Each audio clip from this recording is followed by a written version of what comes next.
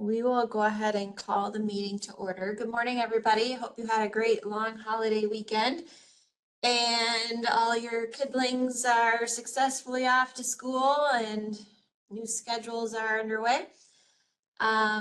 So we will start today. Joe, can you show the agenda on the screen? Does anyone have any changes to the agenda for today? I would love to share the agenda on the screen, but it is not working. Oh, wait, there it is. There it is. Okay. We love WebEx. We have to remind ourselves of that. All right. So now the minutes are up. Okay. So seeing no changes to the agenda from any committee members, then the agenda is approved. And so our second order of business is approval of our August 7th Technical Advisory Committee meeting minutes, and those are on the screen. Any discussion on the meeting minutes? If not, I'd entertain a motion to approve. So moved, Jennifer. Oh, great. Who was that? Was that Chris? Patrick Boylan. Okay, thank you, Patrick. We have a first. Is there a second? Second, Dan Rees, Brooklyn Park. Thank you, Dan. We have a first and a second. Any further discussion on this item? Seeing none, all in favor signify by saying aye by roll call. Joe. Anoka County, McPherson. Aye. Carver County, Robgent. Dakota County, Labrie. Aye. Hennepin County, Ellos. Aye. Ramsey County, Isaacson. Aye. Scott County, Jensen. Craig, I thought I heard you. Yep, aye. Thank you. Washington County, Leitner. Aye. 7W, Witter. Tab, Cochucos. Aye. MTS, Peterson, Steve Peterson. Aye. Met Council, Community Development, Boylan. Aye. Metro Transit, Harrington.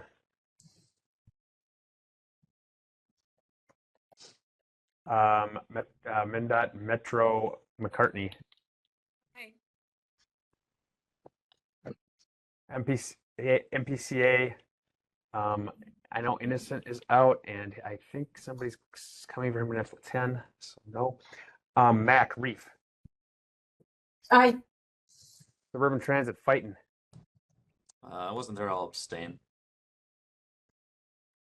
MnDOT, Freight, Meyer. Deed, Eddie. Aye. Deaner's vacant. Bicycle, Sabota. Aye. Pedestrian, Turner Bargain. Met Cities has one vacant seat. That was Carl's. Chanhassen, Howley. Aye. Lakeville, Omi. Aye. Fridley, Kozlucher.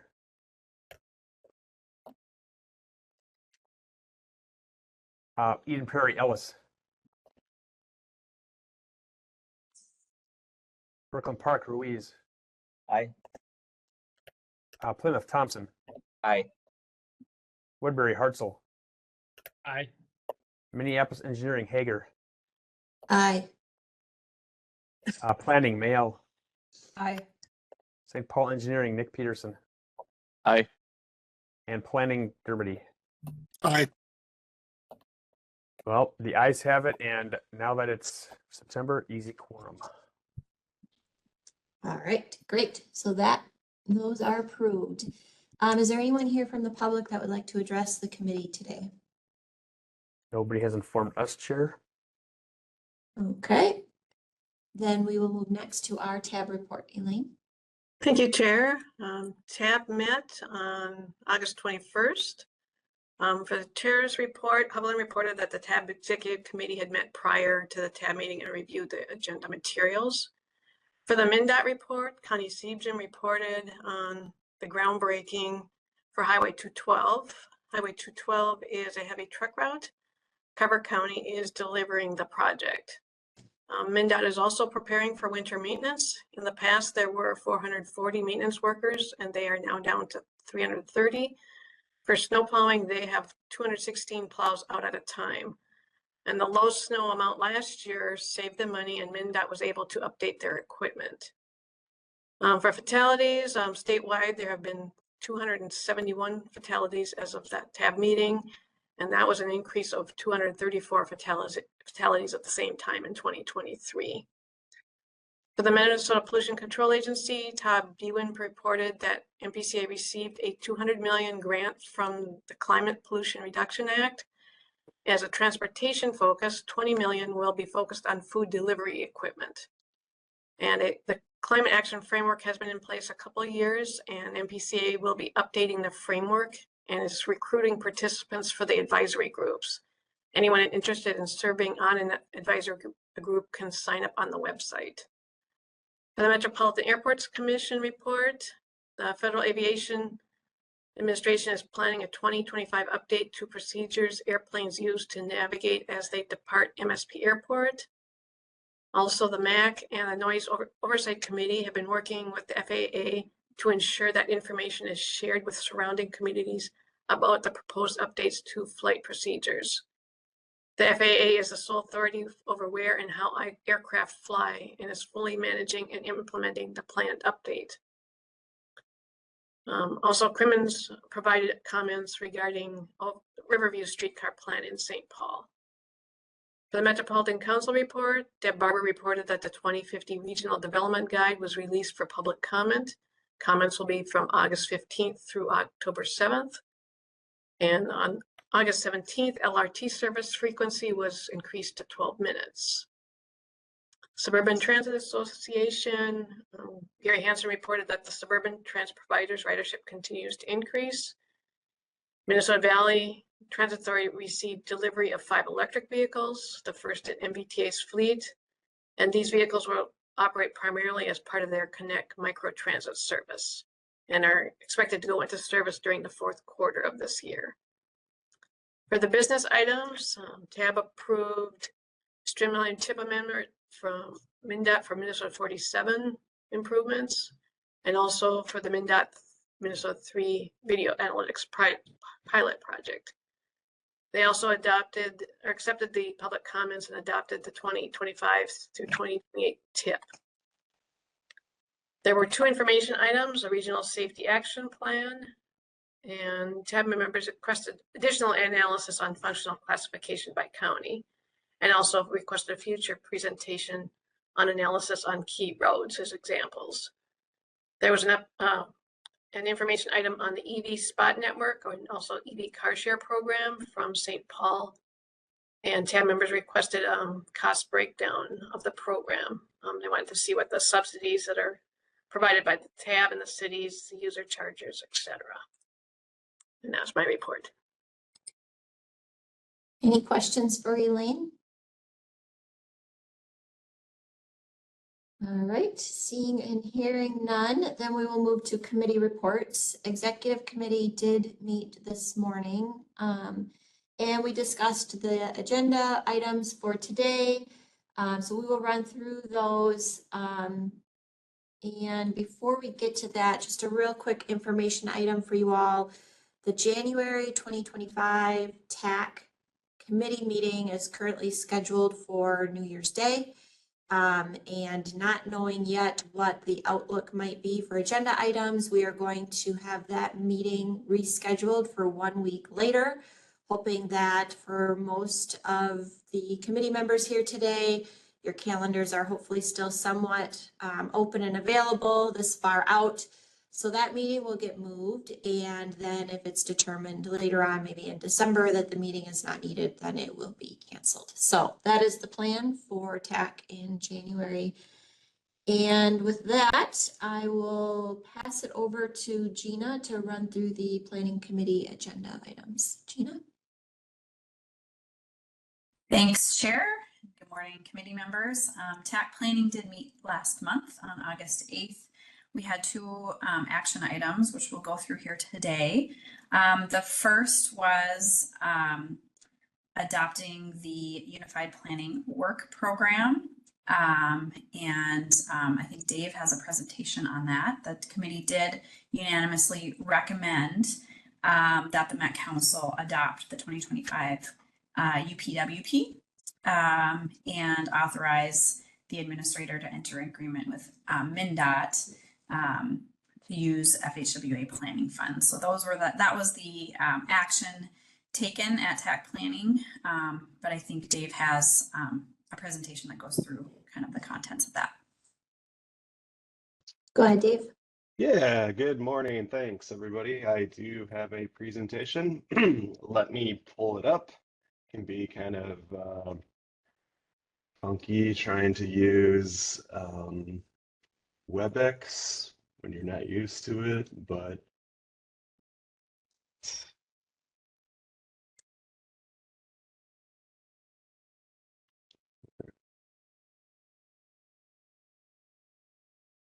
okay, so yeah, as Gina mentioned, I'm here to discuss the 2025 Unified Planning Work Program.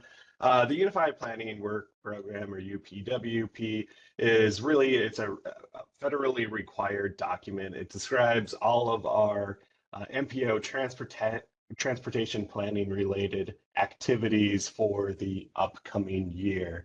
And these activities really kind of reflect our transportation planning priorities and the goals that we express and have articulated in our transportation policy plan. In addition, it often addresses issues and concerns as they come up throughout the year, expressed by state and local planning partners. So those work activities both come from the TPP and change throughout the year, or change based upon the direction that our planning community is looking at. It does describe our planning work categories and identifies the products. And this includes both kind of like staff work and staff salary, as well as consultant planning work. And most importantly here, it does actually serve as an application for federal transportation funding. So upon approval of this by the council, it will be submitted to MnDOT and subsequently to FHWA and FTA for their approval before they can release those multi-million-dollar funds to fund our Metropolitan Planning Organization and allow us to do this work. So just kind of running through how it's organized. It's organized by activity categories. There are 6 of the said major categories: the planning and programming process, which is really a lot of what we do, what we're doing right now, support for the TAC, and the regional solicitation, modal systems planning, long-range systems planning, travel research and modeling, short-range planning and performance monitoring. And then we also do include planning activities that do not use federal planning funds. And this is mainly our aviation planning activities, as well as the right-of-way loan acquisition fund. So each category does include staff time and the associated cost, and consultant expenditures as applicable. So if you look on the right-hand side, we have kind of an example of that for Activity D, which is the travel research and modeling task. We list the new consultant studies and how much those will total in cost for 2025. Consultant studies continuing into 25 that were previously under contract either in 2024 or before, and the costs, and then memberships and contract purchases in 2025. Then we also have the total person weeks, which in this case is 254, and the personnel costs for those for that work, which is including benefits and all that other happy stuff. We do have 12 projects that started either in 2024 this year or before, or will start very soon that are continuing into 2025. You can see them there, organized by work activity. And we have 11 new planning studies for 2025 shown there.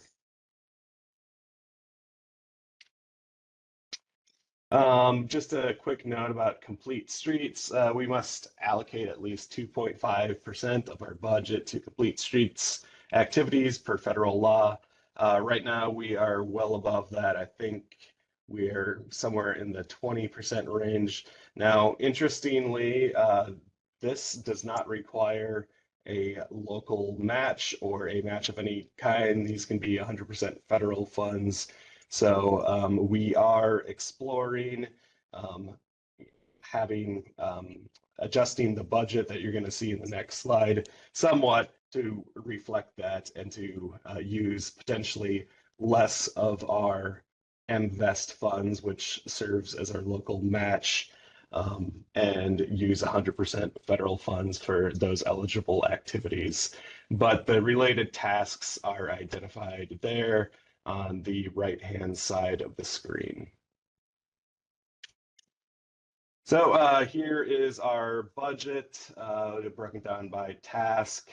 You can see the staff weeks, a salary cost, the consultant costs. Again, we're pretty high. A lot of consultant studies we have underway, or they'll be kicking off in 2025. So over 2 million. Lots of work there.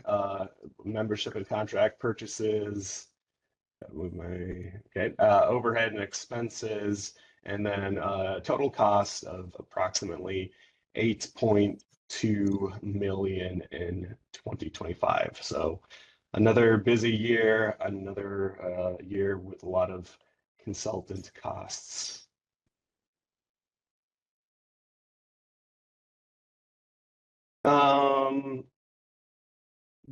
Some changes made since this was first posted. MnDOT and FHWA did provide some comments, and we did add Appendix D, the federal planning factors. The acronyms are now included in Appendix E, and we did finalize the complete streets budget, which you can see in Appendix A. I also do want to note, because many of our staff will be at the AMPO, Association of Metropolitan Planning Organizations annual conference in September. We did move this back a little bit. Originally, we were looking to have this approved by about the 12th of October. Now it will go to Transportation Committee October 14th, the Council on October 23rd. And then that last one's actually just residue here from, oh, sorry, no. The TAC date was unchanged. And public comment period, I will note, yes, the public comment period did close on 8:30. We are compiling the public comment report that will be completed prior to TAB and presented to TAB, the Transportation Committee, and the full council. With that, I am open to any questions. Thank you, Dave. Are there any questions for Dave or Gina on this item? Yeah, Madam Chair, this is Joe. Can you hear me okay? Yep, go ahead, Joe. All right, thank you. Dave, thanks for the information. One question I have for you is I know that the Greenhouse Gas Vehicle Miles Traveled Technical Advisory Committee is just about ready to fire up. I think they're choosing the last 4 non-agency members here in the next week or so. With that in mind, has MnDOT reached out to Met Council staff to ask for assistance with updating the travel demand model to account for whatever they come up with through that TAC as far as different tools and analysis processes as part of that? Great, yeah, thank you. That's a very good question. We do detail some climate-related activities within the UPWP. Sometimes we don't get particularly specific, but we do have, I believe it's on page 21. I don't have a printout of the UPWP on me right now. We do have some information related to that greenhouse gas legislation and the staff work associated with it within the UPWP, but we can always look to beef that up if that is something that the committee desires. Okay, thanks, Dave.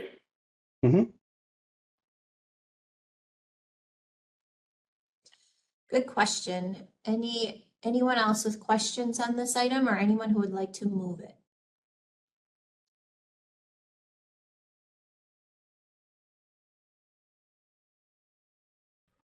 This is Brian. Motion to approve. Thank you, Brian. Is there a second? This is Patrick Boylan, motion or second. Thank you, Patrick. We have a first and a second. Any further discussion on this item? Seeing none, all in favor signify by saying aye. Joe?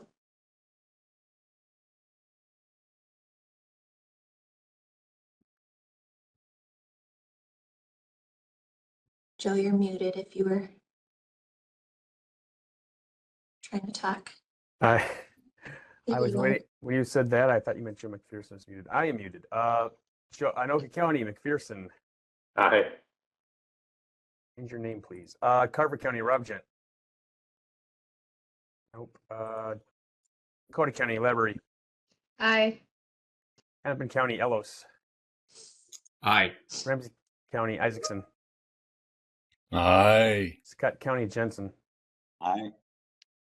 Washington County, Leitner. Aye. Didn't see 7W. Flag me if you're here. Tab Coordinator, Kutsukos. Aye. MTS, Peterson, Steve. Aye. Council, Community Development, Boylan. Aye. I didn't see Metro Transit. Metro, McCartney. Aye. And MPCA, I have not seen. Mac, Reef. Aye. Suburban Transit, Fighting. Aye. Mindet Freight, Meyer. Oh, you weren't here, sorry. Deed, Eddie. Aye. Bicycles, Sabota. Aye. Pedestrian, Turner Bargain. I don't think you were here. Nope. Aye. Oh, you are here. Great. Let's see. Chanhassen, Howley. Aye. Lakeville, Omi. Aye. Let's see. Eden Prairie, Ellis. I thought I might have seen you in the list. Perhaps not. Friendly, Kozlucher. I saw you. Aye. Brooklyn Park, Ruiz. Aye. Plymouth, Thompson. Woodbury, Hartzell. Aye. Minneapolis Engineering, Hager. Aye. Planning, Mayel. Aye. St. Paul Engineering, Nick Peterson. Aye. And Planning, Dermody. Aye. The ayes have it, Chair. Great. That item is approved and moving forward. And the next item is 2024-38. This does not go to tab. Just a reminder for everyone, this is an item that TAC will make the final decision on here today. Go ahead, Gina, if you want to introduce this item. Sure, thanks, Chair. So the second action item we had at TAC Planning was a functional classification request change from the city of St. Paul. So they are looking at 5th and 6th Streets and proposing to change those from a major collector to a minor arterial. And again, the committee recommended those for approval. Dave will walk us through kind of the corridors and why the request. And then I believe there was also an updated map that was sent yesterday, and he can explain that as well. Great, thank you. Joe, I'm working with one monitor, so it's kind of difficult here, and you can blame my cat for deciding to chew on a monitor, but I didn't tell you that because I am hopeful that I can have that replaced by the council. I think I can share the map, Joe.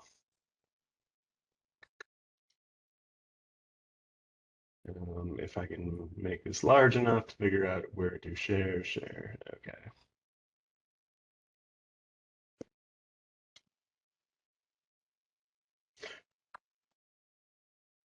All right. So this is our first functional class change request in quite a while. As you might remember, we had that sort of MnDOT system-wide review that took place in about 2019, 2020, 2021, which made a number of key changes. And then as part of the functional class consultant study that ended in 2023, we basically upgraded all of what was formerly known as the B minors or the other minor arterials to A minors, renamed the category of A minors just minor arterials, and then did attach those 4 subclassifications that were associated with the A minors to the minor arterial system. So with all that change happening, it's been probably a solid 3-4 years since we've had an actual functional class change request, and that is what we have today. And I'm pretty excited to bring this one to you. I think it's very warranted, very justified, and kind of an interesting one. So this comes from the city of St. Paul. I think Nick Peterson, did you have a question? I know, are you representing the city? Yeah, I'll let you finish, Dave. I just wanted to make sure I got an opportunity to voice a little bit of support here and then move the item at the end. So thanks. I'll just run through it real quick, and then you can fill in all the good details. So this is 5th and 6th Street. It's a one-way east-west pair in downtown St. Paul. You can see it in purple here. The request is to change it from a major collector to a minor arterial with the sub-designation of augmenter from Smith Avenue to Wall Street. Wall Street is currently classified as a minor arterial augmenter, and Smith Avenue, right here, this would join up with basically the interstate ramps, which are classified as principal arterials. So reasons why this is a valid justification is it provides direct connections to Interstate 94. It distributes traffic from downtown St. Paul to the interstate system, and then of course around the entire region.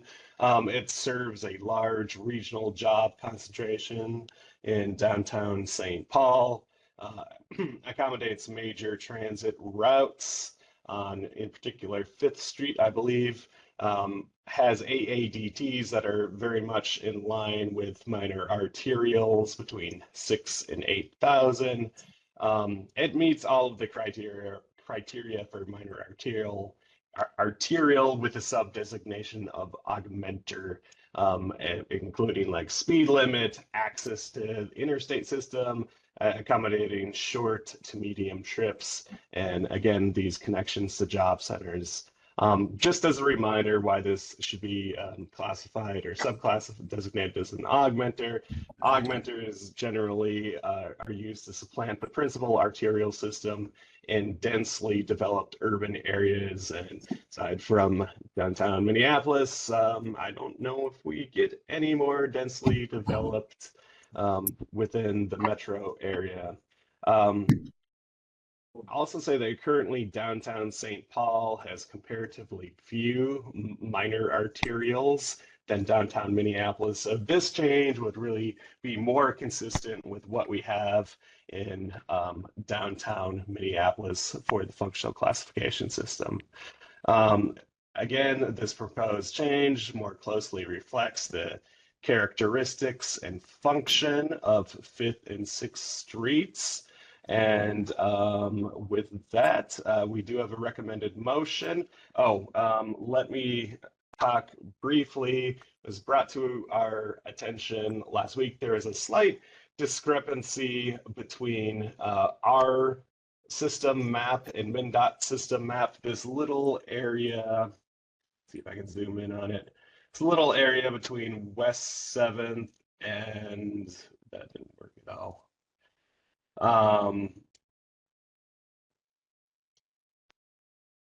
There we go. This little area between West 7th and Smith Avenue was previously red.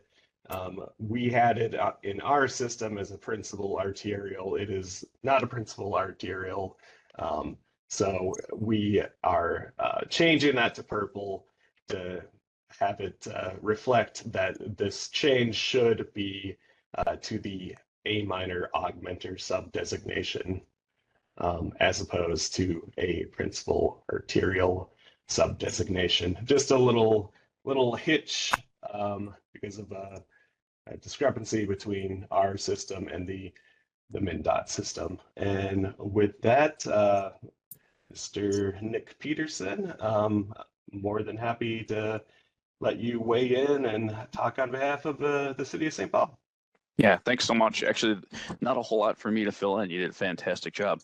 From one other perspective, I'd like to fill in here is that when we look beyond ADT for these corridors, and if we were to look at a transit map for downtown St. Paul, these are the transit corridors.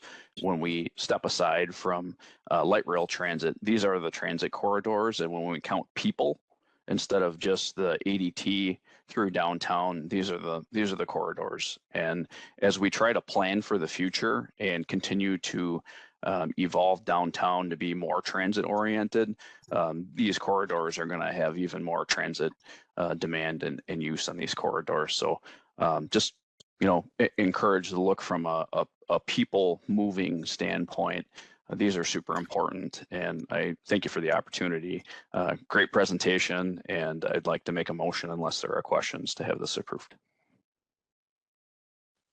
So I see 2 hands up right now, so we can hold discussion until we have a motion and a second on the table. But Craig or Joe, if either of you have questions before this item gets moved, we can handle those. Well, you said my name first, so I'll go first, I guess. So with this, all the study that has happened over the last 4 or 5 years, and I know St. Paul was probably involved with some of that discussion. What I'm trying to understand, because there was a lot of things changed, there was a big effort to reduce mileage of the minor arterial system.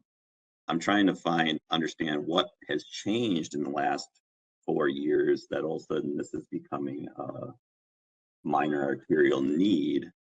And also, can you refresh us on the actual spacing of these minor arterials? Because I thought it was a quarter mile in the urban areas at a minimum, which I don't think this is meeting the quarter mile spacing. Yeah, great question. This is not. So, but both of those studies didn't really look in detail on what should be a minor arterial versus a principal. It was basically a cleanup of the existing system to make it more in line with what we see nationally and more in line with FHWA guidance. So that was kind of the impetus behind that system-wide change. It wouldn't have looked more like specifically at every roadway. In terms of spacing, you are correct that that is the approximate spacing guidelines for minor arterials, but it does allow a lot of leeway in densely developed areas such as downtown St. Paul for the spacing to be less than 1/4 of a mile. And we see that in Minneapolis all the time. And actually you can see it pretty closely here. These greens are also minor arterials and much closer than 1/4 of a mile. So yeah, that is generally the guidance, but in downtown core urban areas, that recommendation or that guideline is not as applicable. And maybe Well, David, I'm sorry, I mean, could you I just add something? denied before you some. jump in? They're one-way pairs too. Did we cover that? Yep. So Yeah. they do function more as a single corridor than individual ones. Go ahead, Right. Craig. I understand that, and I was talking more, the parallel ones that it doesn't meet the spacing for, and I guess,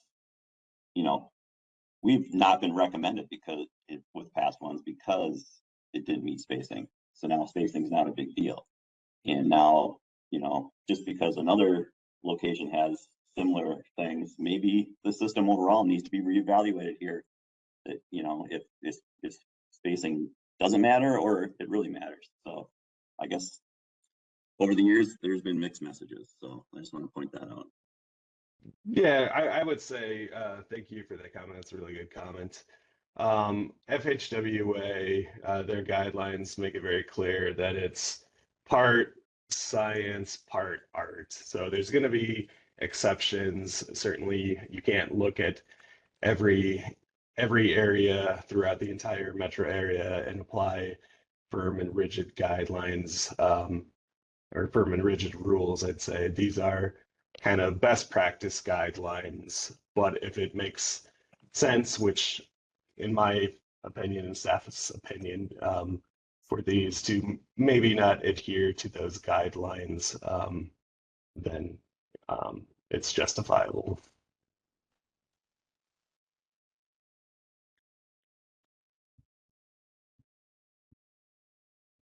Okay.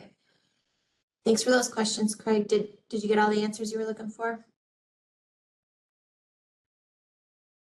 What has changed, I guess, is kind of what I still don't understand. But someone else can ask questions. Okay. All right. Go ahead, Steve. Yeah, I appreciate the questions from Craig here, and I know Scott County's had various functional class requests over the years. I think that the biggest thing from a transit perspective, and Nick maybe touched on this. Now we've got Gold Line running this route, B-Line. If we don't have the meetings in person anymore, but if you went down here, you'd see all the EBRT stations going on these two one-way pairs. So these are really turning into heavy transit corridors from a transitway perspective, and I think I would say that's the big thing that's changed. And this is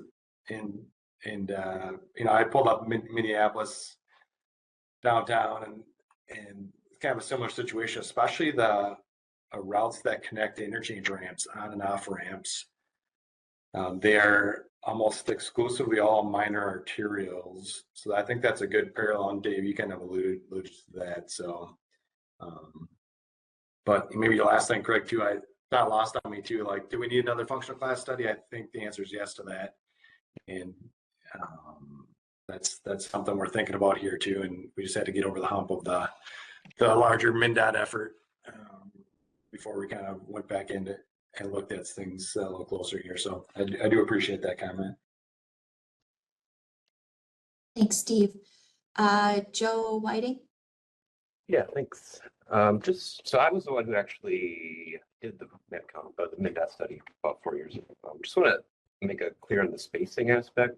So the spacing aspect changes based upon the context, the land use where these roadways are. So for spacing in the urban core, or what we call regional job concentrations, it's listed as 1/4 to 3/4 of a mile. As you move out to those more suburban designations, that's when the spacing requirements kind of get wider, right? Because you have less dense development. So once you're in the suburban areas, it's 1 to 2 miles. So just want to make that clear that the spacing isn't always the same no matter where you are in the metro area. It kind of changes based upon the land use context where the roadways are. That's it. Thank you, Joe. All right. I am not seeing any further hands up with questions right now. We can continue discussion once we have a motion on the table. Is there anyone who would like to move this item? Or Nick, are you ready? You indicated you wanted to move it. Are you ready to do that? Yeah, Madam Chair, I'd make a motion to approve. Okay, Second, Dermody. okay, so we have a first and a second. Now we can open it up for further discussion. Any members have further discussion on this item?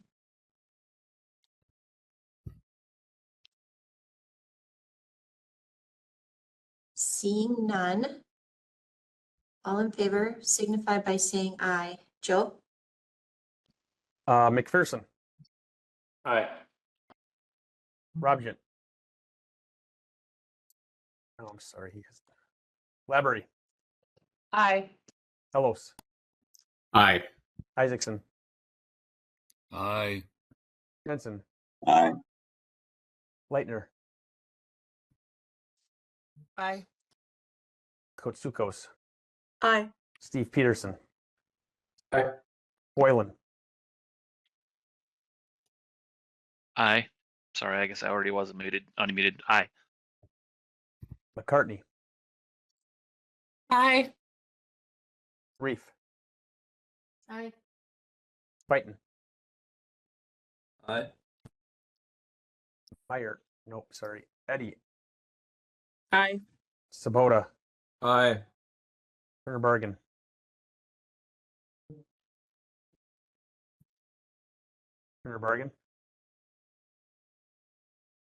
Howley, Aye. Omi, Aye. Kozlucher, Aye. Ruiz, Aye. Thompson, Aye.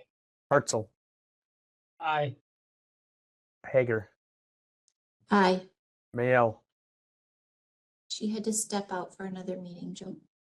Nick Peterson, Aye. and Dermody. Aye. You guys have it. If anybody did not, I missed anybody that's joined late, let me know. But either way, the ayes seem to have it. All right, so that item is approved and as a reminder, does not go to tab. Steve, go ahead. You have your hand up. Yeah, I wanted to just wait till that was done. It's kind of a connected but separate issue is how this functional class relates to the regional solicitation in the future. And so one 2025 issue, I'll call it, is what the eligibility is. And most places across the country don't limit, especially those lower functional classes, the collectors from applying.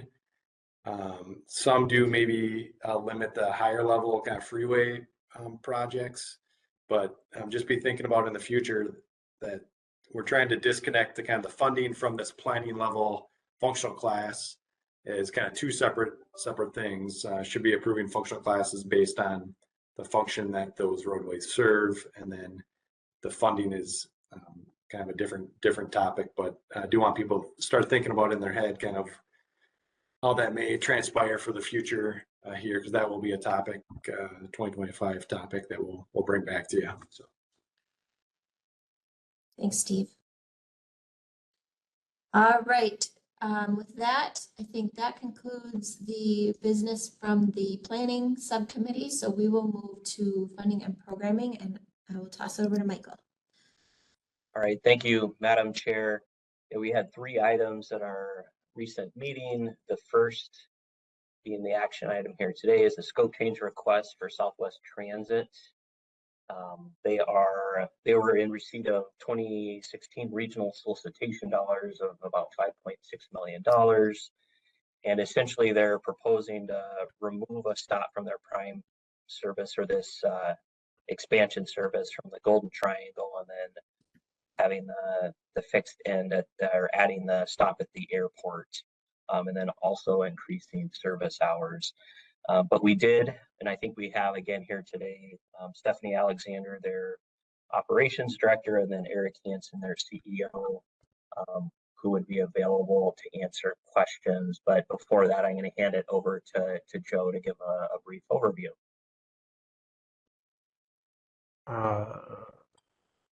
Thanks, Chair. Can you hear me? I don't remember if I muted and now I'm sharing. Yep, we can hear you. Getting slightly better at this. Thanks, Chair Thompson. So yeah, the Funding and Programming Committee recommended approval of this as requested. And what the and I'm gonna probably end up letting our friends at Southwest Transit fill us in a little bit, but what Southwest Transit is essentially asking for is they have a project that they applied for in 2016, running service from the transit station here to the Mall of America, and it includes this Golden Triangle section. In the meantime, they're running a lot of microtransit service to the both to the Golden Triangle and to the airport. And given the ridership that's been going on in both those places, they feel that it's a better option to eliminate the Golden Triangle service and add the airport service. So the three requests are sort of highlighted here on the first and second page of what they're doing. They're requesting removing the Golden Triangle service, as I said, because they're not seeing as many passengers there. Therefore, extending the service to Minneapolis-St. Paul Airport, and then increasing service days and hours beyond what is in the application. So what this does in terms of like our usual analysis of the application is pretty minor in terms of the impact on the scores from quite some time ago. And there's no reason, therefore, not to approve the scope change. You'll see the budget there. They are increasing the cost a bit, perhaps due to those increased hours. $575,000 is the change. If increased, that would all be covered without federal funds, obviously.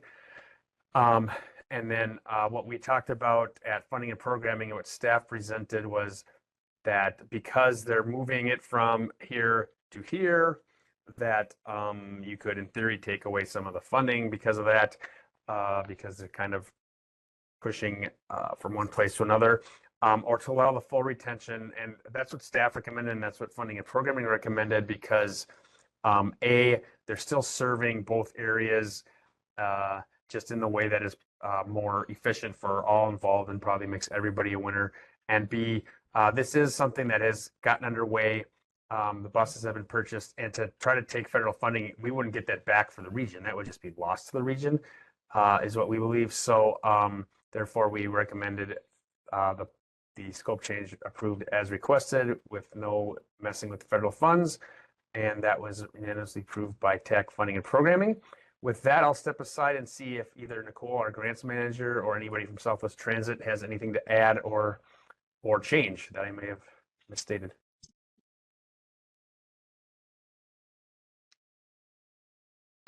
Nicole, or either of or any representatives from the applicant, anyone like to chime in on this?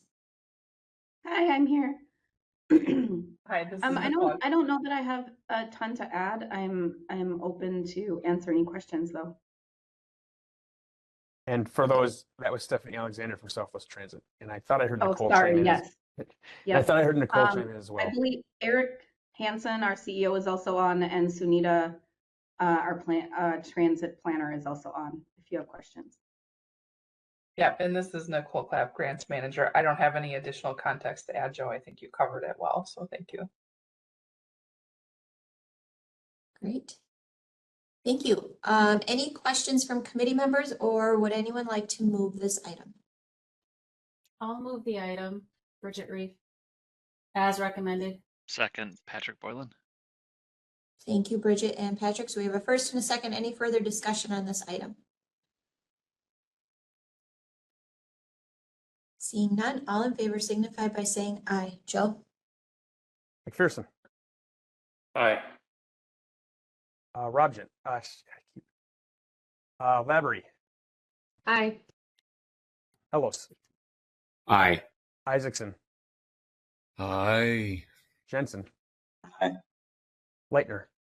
Aye. Witter. Was never here. Closer. Kotsukos. Aye. Steve Peterson. Aye. Boylan. Aye. McCartney. Aye. MPCA, I thought you were going to be here at like 10, so maybe not yet. Okay. Fighton. Aye. Reef. Aye. Meyer. No, you're not here. Eddie. Aye. Sabota. Aye. Turner Bargan.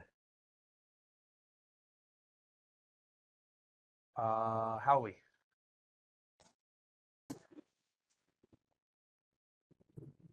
Howley? Joe, he had to leave. Oh, gotcha. Thanks. Omi. Aye. Lucher. Aye. Ruiz. Aye. Thompson. Aye. Hartzell. Aye. Hager. Aye. I believe you said Mayo left, so Nick Peterson. Aye. Dermody. Aye. And if I missed anybody, please chime in. Otherwise, the ayes have it that way. All right, so that item will proceed to tab. I would encourage the applicants to also probably attend tab, just in case there are questions there. So thank you for coming today.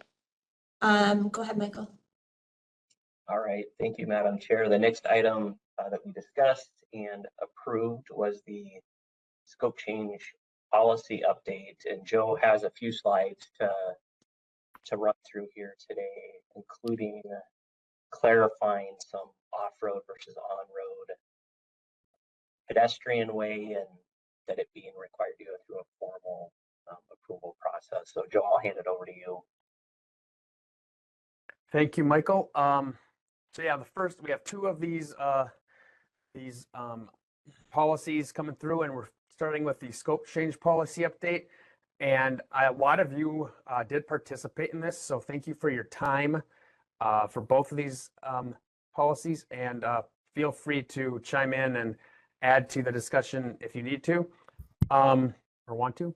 So you might remember, or you might be very aware, that the gist of the reason this came up was that most of the scope change requests that we've had over the last several years have been not so much to change what is going to happen on the ground, but to change the construction process for these projects. For example, you might have a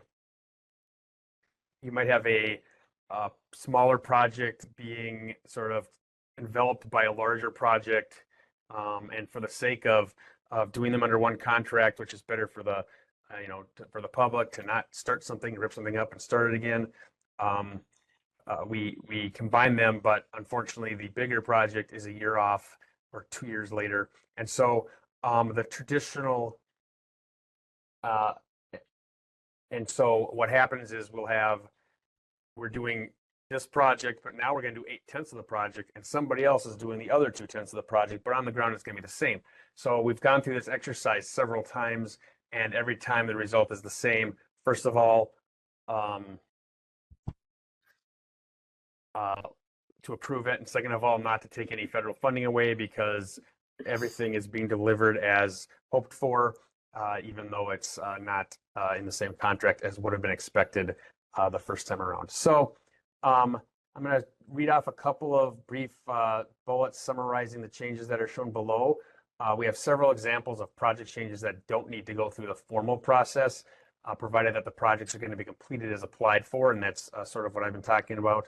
And they would be approved at a staff level. So if somebody brings in a scope change with 5 roundabouts and one of them is going to go away, and it's going to be done by the county instead of the city in order to fit with some other project, that would be approved at a staff level, provided that no other changes on the ground are happening. Federal funding is retained because the on-the-ground result would remain intact. There are exceptions to those bullets, and we have a table showing what those are down here. I'm gonna bounce around. I'm apologizing for that. So anytime that the amount being removed is exceeding these projects, these amounts, 20% for a smaller project, 10% for a bigger project, we would bring it through the process, and that somebody correct me if they disagree, that was a part of it. That reflects on the committee sort of discomfort with shifting around huge sums of money, and wanting to say, you could do something big, maybe this needs to come through the process. I think people felt very comfortable doing it for projects up to about that amount. So if all projects elements are retained, the federal funding is retained, and then we don't need a scoring analysis when all the project elements are going to be the same anyway. So there are also a few changes that aren't specifically related to this key issue of moving project elements to within other projects. And this is something that we just saw as we were going through the process and thought, well, while we're doing this, we might as well take a look at the entire policy. And so any federal funding reduction resulting from a reduction of project elements determined to be less than 50,000 would be retained by the applicant. And this was not necessarily a magic amount of money, $50,000, but these are the amounts of money that we tend to leave for the applicant as opposed to going through the rigmarole of distributing the funding. You might remember Carl Keel would say something like, that's fine as long as we acknowledge it's because it's a smaller project. And it's meant to address the dilemma of when to reduce federal funding for project elements that are removed. It applies to both formal and informal requests and solves the issue of staff's discomfort with that. For example, we would have requests with small reductions in projects that we determined would be like $12,000. As a staff member, I was really hesitant to say, yeah, you can keep your money. I'm just going to let you do that when there's really nothing in policy that would ever allow that. And then we'd bring it through the process and they'd allow it for the reason that they being your committee and TAB, for the reason being that that it's a small amount of money and not necessarily worth messing with.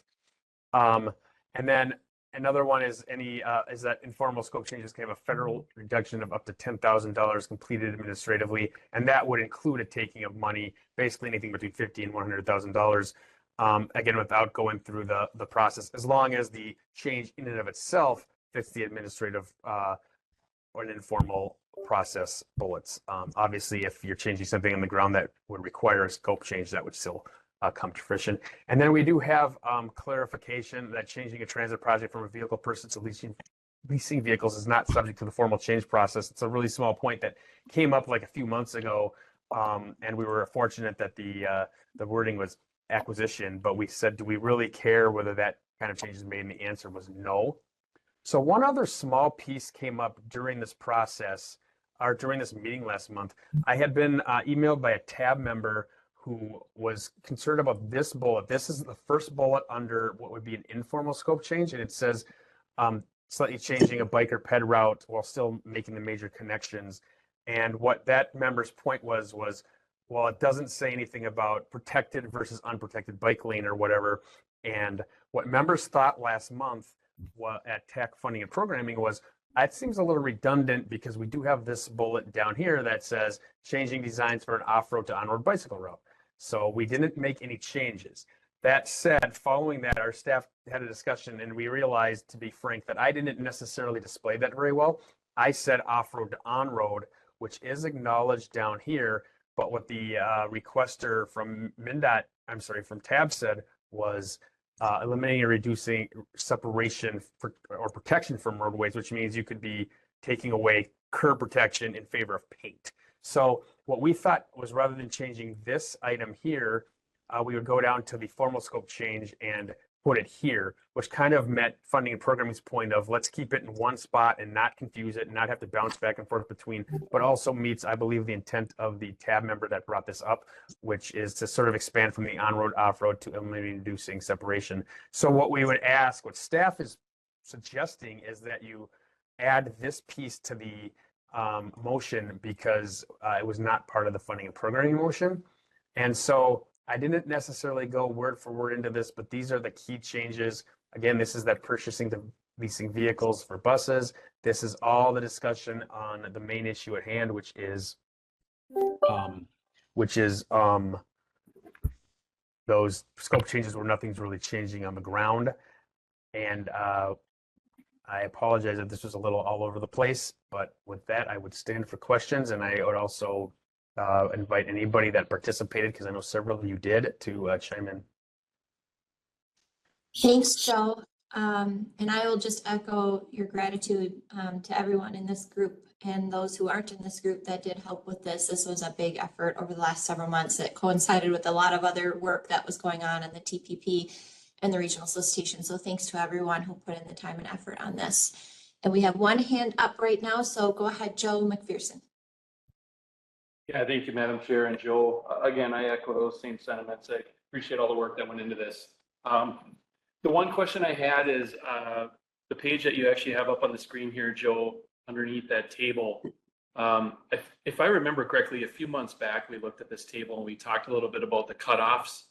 And so here, you know, from $0 to $1 million, it's a 20% removal threshold, but then you get to $1 million and 1,000,001, and now it drops to 10%. Was that related to the different categories within the regional solicitation, or could I propose a change to that where it's $0 to $2 million is 20%, and then over 2 million is 20% or something, or 10% or something like that? I would, thanks, Joe and Chair. I would invite people to correct me if I'm not remembering this, but I don't believe that was related to funding categories. I believe that was simply a spot to put a demarcation between small and not as small projects. Therefore, while I don't have a recommendation on amounts, I don't see a change to be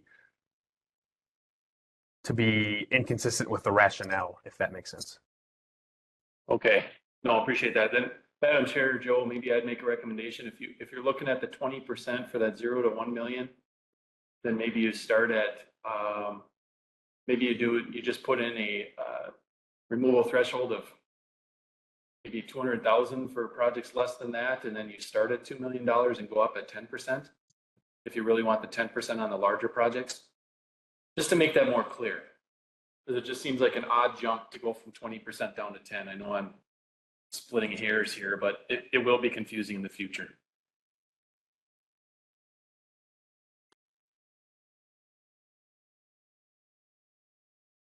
So is that just a clarification here, or is that a change? I'm wondering if we need to formalize a change with the motion that ultimately gets made.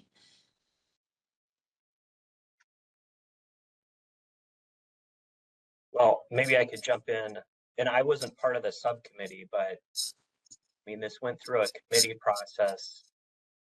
It's already been through FP. And so to make a change right now based on one person's comment, while I certainly appreciate Joe's input, McPherson, you know, we just got to be cognizant that it did go through a larger committee and involved a lot of work. And so just wanted to make that comment. Michael, did the committee run through some, like, did they use some recent examples with this table to see how it would work and whether we would get the result we're looking for, if it was clear on how to apply this? Through our committee, no. I mean, staff didn't run through any specific examples, but I mean, my understanding is, you know, if it's 0 to 1 million, then, you know, you're allowed that 20% threshold. Anything over 1 million is 10%. So I'm just positing here, but I think the committee just chose a line in the sand to make it simple. And it's either you're under this or you're over this, and this is what applies. It's not to say that once this is in practice for a solicitation cycle, I mean, certainly I assume this can go back to the committees and be adjusted, but I think we need to see how this works before assuming that it won't. Chair, I would add, I'd say Michael's essentially right. I would not really say there's any particular magic to these numbers. Madam Chair, I'd just let this rest then. I just think it's one of those things that I know we have similar tables like this elsewhere in policy and procedures. And sometimes when you cross that threshold, you know, a party can look at that and say, geez, if I was $10 less, I could go up to 20%. I wouldn't have to go through a formal, and that can be a big deal on a timeline for a project. So that's the reason for the question and the proposal, but I can withdraw my question and proposal for the sake of time here and the effort that was put forward. Again, I appreciate all the effort that was put into this. Thanks. Thanks, Joe. Yeah, and like I said, we can have staff monitor and see how this goes, and we can always bring any parts of this policy back for adjustment, Madam Chair, based on the good questions and feedback from Mr. McPherson. So just so I understand, this table is simply defining which projects have to go through a formal process versus an informal process. Is that what this is doing? Correct. So if you're moving enough of your project to some other place, I think there was a little discomfort in the idea that we would just do that administratively, even though on the ground is going to look the same. Okay, so the title removal threshold throws me off. I guess I would think of that more as like the value of the scope change itself might be a different way to think about that. So. Well, we didn't come up with a single good term for any of it, but we it was very difficult to label these things. But yeah, I mean, I can see why that would be confusing. And I see you're looking at total project cost in that versus the hard construction costs and determining that threshold. Does that make sense? Yeah, so it's really the value that's in the tip or federal. It's a federal project value. So based on total cost in the original application. So yeah, it's a $1.5 million project would be in the lower row and a $900,000 project being in the upper row. We don't get too many scope changes on six-figure projects anyway. I can add a little bit. It's been a few months since we discussed this table. It was much more complicated than this a few months ago. And of course, I'm going off the top of my head now from memory, but I think this is what we landed on as a simplified. So there were 4 rows to that table and 2 of them ended up being redundant, and I'll take blame as the author of the original. We got a hand up. Go ahead, Molly. Thanks, Chair. Molly McCartney from MnDOT. So, Joe, I don't know if you mentioned it, but the US DOT, FHWA, FTA all have rules about scope changes and cost changes and what triggers a formal and informal. So I just wanted to point that out, that some of this isn't generated at the regional level. It's a requirement from the top. Okay, I'm not aware of anything that this would be counter to. But. Right. I just wanted to point out that we do have thresholds for the State Transportation Improvement Program that all the MPOs have to follow. And this is consistent. Thank you. Great. I see no more hands up. Are there any committee members who would like to move this item? Madam Chair, this is Paul. I move approval. Thanks, Paul. We have a first. Please. Dan is a second. Thank you. We have a first and a second. Any further discussion on this item?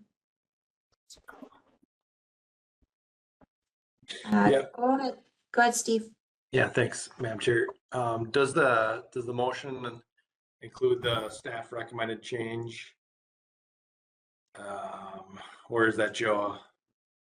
Yeah, so this is the recommended motion, and we say here, I didn't exactly know how to write this because it wasn't part of yes. Funding and Programming's motion, but staff further recommends that additional clarification, which was this yellow piece. So I apologize. I should have tried to clarify that before motions were made. Yeah, my motion would include the yellow addition on page 3. Okay, thank you. Yeah. I'll still second. Even Perfect. better. Perfect. All right. Thanks for that clarification. Is everyone clear on the motion now? Raise your hand if you have any questions. I'm just pausing because I know that sometimes WebEx is finicky. So giving folks a chance to get to their buttons. And seeing no hands, then all in favor signify by saying aye. Joe. McPherson. Aye. Labrie. Aye. Elbows. Aye. Isaacson. Aye. Jensen. Aye. Leitner. Aye. Kotsukos. Aye. Steve Peterson. Aye. Boylan. Aye. Aye. Thanks. McCartney. Aye. I'll state now that Lauren Dickerson from MPCA has joined us. You joined in the middle. If you want to vote, that's great. If you don't, I'll say aye. thank you. Reef. Aye. Fighton. Aye. Eddie. Aye. Sabota. Aye. Turner Bargan. Haven't heard from you for the last couple. Okay. Howley. Oh, you left too. Omi. Aye. What was Lucher? Aye. Thompson. Aye. Hartzell. Aye. Hager. Aye. Mayo. Oh, you left. I'm sorry. Nick Peterson. Aye. And Dermody. Aye. Joe, this is Lyndon. I'm here now too. I vote aye. Thank you. Great. That item is approved, and we'll move on to tab. And we have one more, Michael. All right, thank you, Madam Chair. Yeah, the last item was the program year policy revisions, which focused on exceptions to the one-time, one-year extension, and then also a few other clarifying paragraphs that are in the staff report, including removal of the MnDOT score sheet for approval, and as outlined in the report. And I know Joe had a short presentation on this item as well, but this did also pass the PAC funding and program committee. Thanks, Chair and Chair Thompson. And this was part of the same exercise work group that for the last policy. And so as Jenny mentioned, there was a lot of other stuff going on, including the TIP and regional solicitation. So I would like to also thank people for their patience. This took a lot longer thanks to my scheduling than it necessarily would have been expected coming in. So this is sort of starts with a similar premise to the last policy that we changed, which is sort of a trend in the kind of requests that were being made. And over the last several years, what we've primarily seen is requests of, again, projects being enveloped by larger projects and having to get onto their schedule. So the smaller project would be in 2026, and the larger project that is getting enveloped into would be 2027. It makes no sense from a public standpoint to start one, finish it, and then start another one and finish it. So we allow for that to happen. Now, every time I say that, people will point out, well, it doesn't have to be a bigger project and a smaller project. So that's true. And the language is written not to assume that it's always a bigger project taking on a smaller project, although that is the most common example. So to address this, so what happened was we'd go through all these processes with what would be essentially exceptions to the one-time, one-year rule. And they'd always get approved because honestly, holding true to those rules just for the sake of doing so probably would have done more harm than good to the process and to the public and to everybody. So we brought in this discussion to codify it, and here's kind of a summary of what we're looking at here. That while we were including things that we were looking at with the whole process and things that we can improve for the whole process. And a lot of that has to do with the timing of applications, the timing of some of the information provided with the applications, and the rationale for approving the application. So there's clarification of language in there designed to prevent unvetted applications coming in at the application deadline. The application deadline is New Year's Eve of the fiscal year, so halfway through the fiscal year. But we did do some language so people wouldn't come in unvetted on December 30th and find out that no, you have more work to do and you're going to miss the deadline. We added in exceptions to the one-time, one-year limitations due to circumstances related to another project, not necessarily a larger project. And it's sort of written that 1 year, one time is still the basic rule for scope changes where you might be having trouble with program year extensions, or you might be having trouble with maybe a railroad or something like that, but there are exceptions written in here. So there's also the removal of the MnDOT score sheet for approval. And the reasons that the working group suggested that are, at first, the scores aren't particularly meaningful to the project readiness. It's something that can be determined a little bit less formally. The points in the score sheet aren't really available to all projects and don't really allow some projects to get a qualifying score. For example, if you don't have a railroad to deal with, you don't get the point for having dealt with the railroad, things like that. project readiness to start within 1 year of the current program is really a better indicator, and that's something that can be determined just based on having the dates that are projected for some of the upcoming steps. And the score sheet discourages early applications. For example, we did allow one recently that only scored 6 points instead of the required 7 because it applied 6 or 7 months before the deadline. If it would have waited till the deadline for that extra point, it would have applied much later, and we would have had a harder time moving some funding around for the recent approval or for the recent programming of the regional solicitation. So that really made life a little bit better for everybody to allow that to happen. There were several deadline changes for documentation that are highlighted with a lot of Aprils being crossed out in favor of Junes, and that was at the request or at the recommendation of MinDOT Metro State Aid. And then reference being placed on the tab consent agenda is in there. To be honest, we've never presented this on the tab consent agenda. I don't think anybody actually knew this was supposed to be in the tab consent agenda. So it's there for now, and we'll let tab, I think, decide whether they want to see these or whether they want it to be on the agenda. So it's kind of a quirky thing that maybe I wouldn't anticipate a lot of feelings on in this room. So these changes, if you had the chance to look at them, are sort of the real changes to the updated bullet or the above bullets. I'm not going to go through them in a big way. We did separate out the FTA pieces here because they are a little bit different. And we also, here's the reduced demands for what is required to be provided with the request. And the big one here is the entire crossing out of the score sheet. Anybody that was there again has something to fill in that I might have glossed over or misstated, please let us know. Otherwise, I'm here for questions. Thanks, Joe. Any questions from committee members?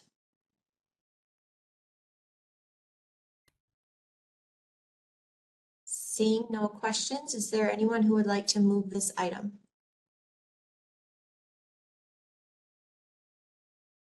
Go ahead, Chad. Thank you, Madam Chair. I did have a question, if that's all right. Yeah, absolutely. Go ahead. Okay, just in that,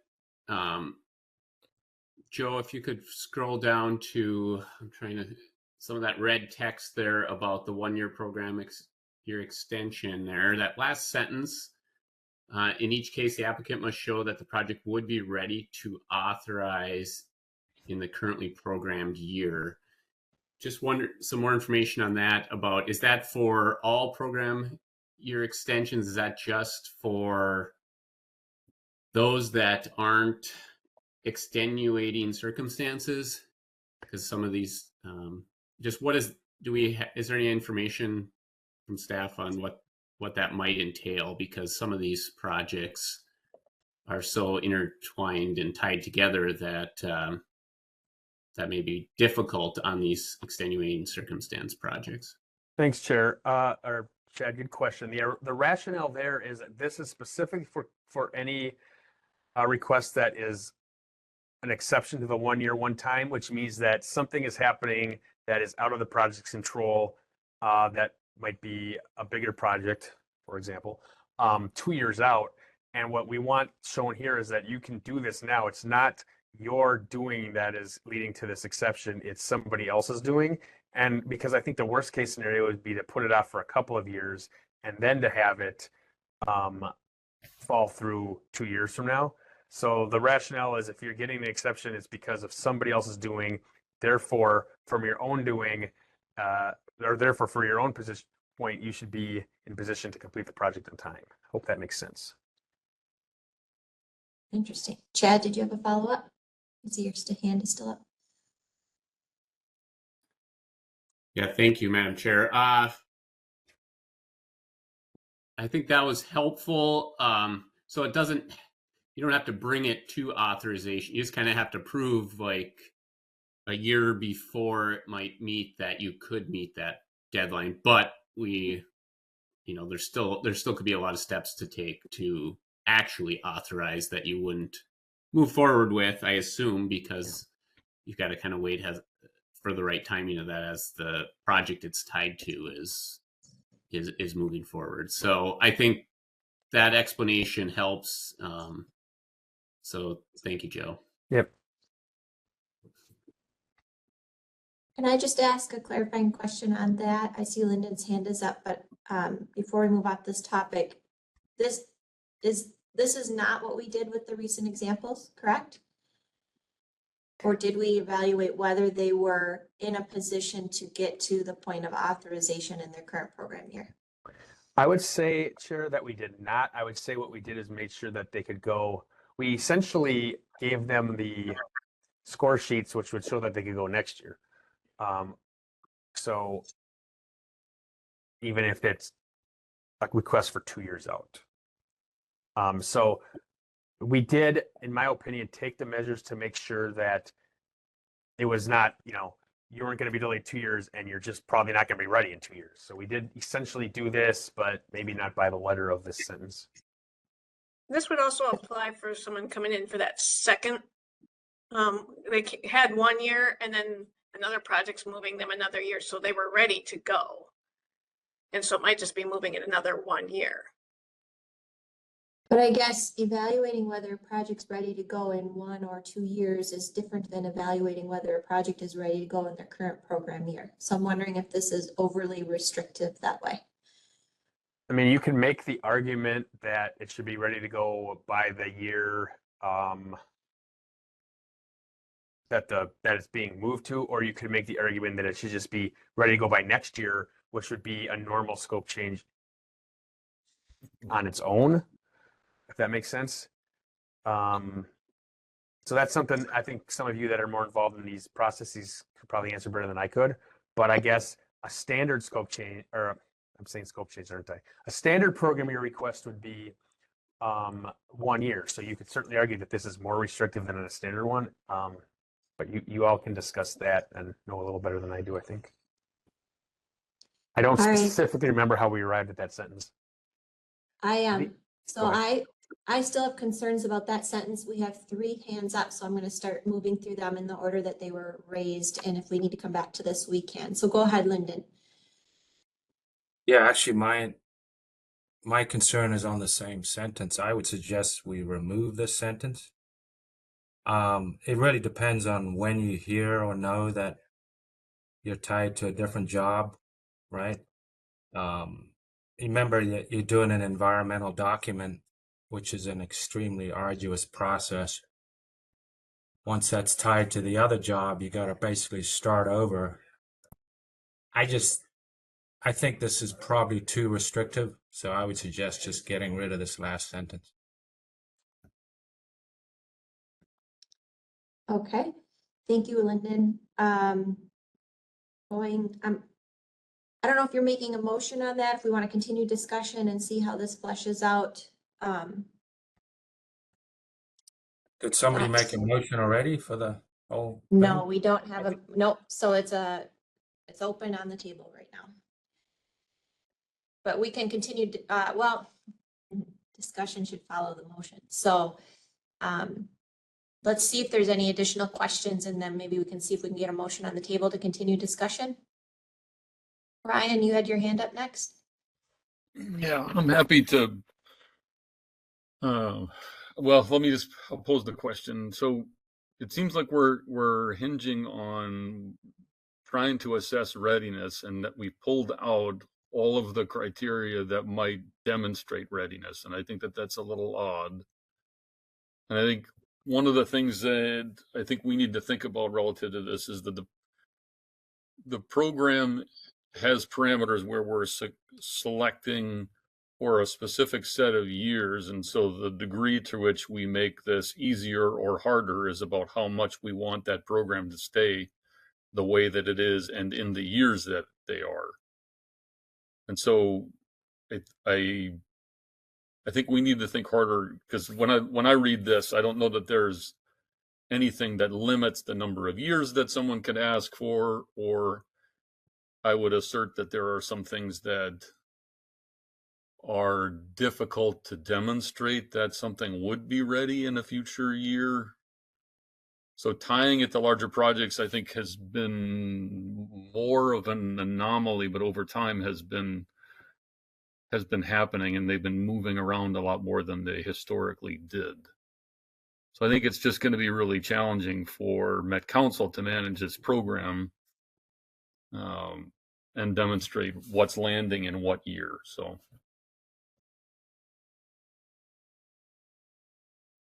Great. Okay. I'm gonna go to Joe next. Yeah, thank you, Madam Chair. I think kind of in the same vein as what Chad and Lyndon and Brian are getting to here, I think there's, we've got some recent project examples of projects that, that in the case of that last sentence, the applicant must show that the project is ready to authorize. If let's pick on 252 for a minute, because that's an easy project to pick on. No offense to anybody, but that's a project that has money that goes back longer than my kids have been alive.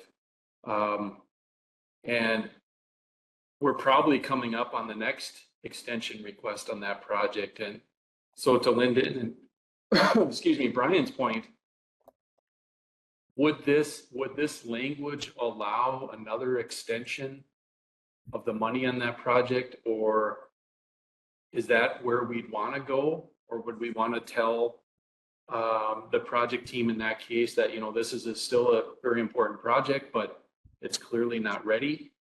So you may just need to come back to the table. We're going to let this money go, use it as Brian had mentioned, and then keep that last sentence in there or some modification to that says you still have to prove that you could do the project you requested money for in the time allotted. So this is a tough one, but I think we got to give more thought to that last sentence, because I somewhat agree with Brian that we can't get rid of that because you need something for teeth. Otherwise, essentially what we're trying to fix will continue to happen. We'll continue to just extend. So my 2 cents, thanks. All right, so we have several members who are feeling like we need some edits to this paragraph. I need some Robert's Rules of Order help, Elaine or Joe. Do we have to get a motion on the table before we start playing around with language, or how do we want to approach this?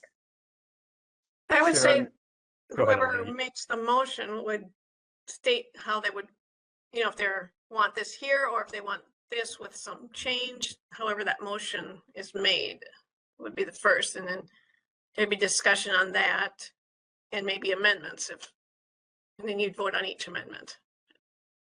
Okay. All right, Alyssa, go ahead. This seems like a fair amount of discussion. I don't want to suggest this, but a fair amount of discussion or changes might kind of be on the table. Is this the right approach to do that in this meeting? I have to jump off here shortly as well. I know a few others have jumped off. Or does this need to be kicked back to that committee? And I'm wondering if TAB staff, sorry to give you more work, but if TAB staff could run a couple requests that have been approved in the last few years through this, and like as a test, if you will, to see how this would play out, might be helpful, because I think part of this is it's somewhat theoretical, or Brian was throwing some previous examples at it, and so I can see where there's confusion, but I don't know, I'm just a little bit nervous that we're wordsmithing as a committee here when we're losing people quite quickly. I agree. I like the idea of maybe kicking it back to the committee for further work. Alyssa, thank you for making that suggestion. I would say the language is, or the committee tried to work on the language based on TAB had requested changes to the policy based on what had occurred, because they were making these decisions outside of the policy, and when they were recurring, it was better to have something in writings that they could follow, so that they did each, if there weren't going to be exceptions, that they'd have something to follow. And I don't know, is it only that highlighted sentence that's an issue, or are there more? I think what I'm hearing is maybe that paragraph, and in particular that last sentence, need another look. I agree with you, Elaine, on the intention here and what TAB was looking for, but we may not have quite gotten into the bullseye of the target here with the language I think is what we're hearing. And yeah, I agree. And I think it's partly because it's very hard to wordsmith exceptions. So Joe, is the committee still there, or do we kick it back to funding and programming maybe as an option? I think those are options. Elaine, I think there was a reason you wanted to get this through, but I don't remember what it is. But aside from that, the committee, I think several people have retired now. No, I think the committee still exists. If we want to go funding and programming, I follow the advice of members today. Yeah, I guess in response to Joe's comment on the timing, it was more on as when TAB approves these policy changes, I would include the new policies in with the letters that are going out for the solicitation award. That's why the council just approved the regional solicitation projects on the 28th of August. And we're drafting the letters, and part of the letters that go out, I include their current policies. So if this one needs to be sent after those letters go out, I would just send it with the scope change policy, the current one. And then I would send in the existing one before these changes were put in. So in other words, Elaine, it's a minor inconvenience. Right. Okay. All right. So what is the desire of the committee? Let's see, your hand's still up. Do you want me to come back to you, or is that still up from before? Still up from before, sorry. And I have to Okay. jump off. I apologize. Okay. So we are losing members, and we do need to do something with this. Brian, you have your hand up. Motion to send this back to funding and programming for a review. Thank you, Brian. Is there a second? Second, Lyndon. Thank you, Lyndon. We have a first and a second and a motion on the table. Elaine has her hand up. Go ahead, Elaine. One thing we could do too is take this back to TAB as an info item and get some recommendation on them, what they mean for this, that we could take to the committee to work with. Is that an option? That would be helpful. That would be helpful for funding and programming to make sure we hit the mark, or, you know, we don't have to come back again. So ultimately TAB has to give the okay, and we have to have teeth on it. So, I mean, just as chair of F&P, it would be nice to hear their informal thoughts on it. Okay. All right, so then the motion is to send this back to F&P. And this will be on TAB's agenda next week as an information item, where we will collect some thoughts from TAB that can be shared back with F&P for their meeting later this month. And any further clarifications, questions, or discussions on the motion? All right. Chair, as a staff member who's bringing this back to funding and programming, I would welcome anybody's, maybe even after the motion, anybody's summary of what the concern is, because I understand the sort of concern of the last sentence, but I think it's gotten a little bigger than that, and I'm a little unclear. But maybe that's something somebody can do with the motion. I don't know. Just like, I don't know. I'm just having a hard time getting my arms around what is the concern aside from sort of the strictness of that last sentence, which I think is only a small part of it. I agree. The last sentence is only a small part of it. So I think we can summarize the notes from this conversation. Brian, you have your hand up. Did you want to speak to that? No, I thought I lowered my hand. Sorry. Okay. All right. So Joe, if I were to summarize it, my understanding is that right now the last sentence makes a statement that puts projects that are receiving a program year extension through this exception process through a more restrictive process than anyone else who's receiving a program year extension. We also don't have language that provides any kind of limitations or guidance on limitations for how many extensions an applicant could receive. And then there's no teeth in it right now in terms of determining how and when an application or an applicant, I'm sorry, is actually going to authorize and move forward on their project. So anybody else want to offer any clarifying thoughts or concerns on that before we go to a vote?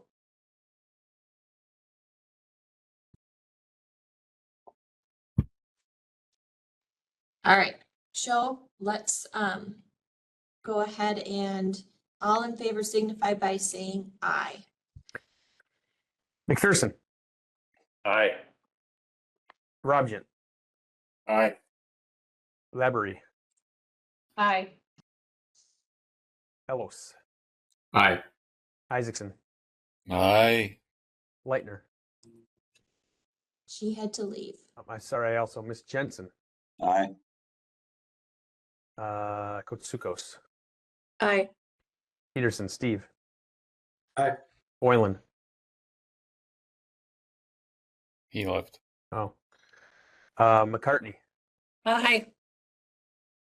Dickerson, Unmuting problem, sorry, aye. Reef. She might have left. Fighton. Reef Aye. left. Eddie, Aye. Sabota, Aye. Omi, Aye. Kozlucher. Aye. Ruiz, Aye.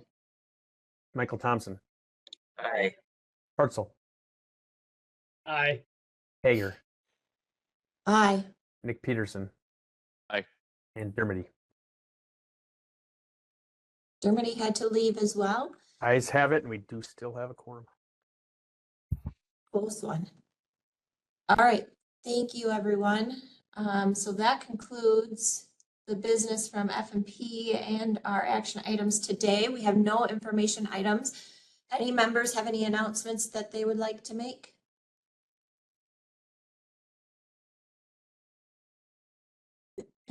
All right, seeing none, then we stand adjourned. Thanks, everyone.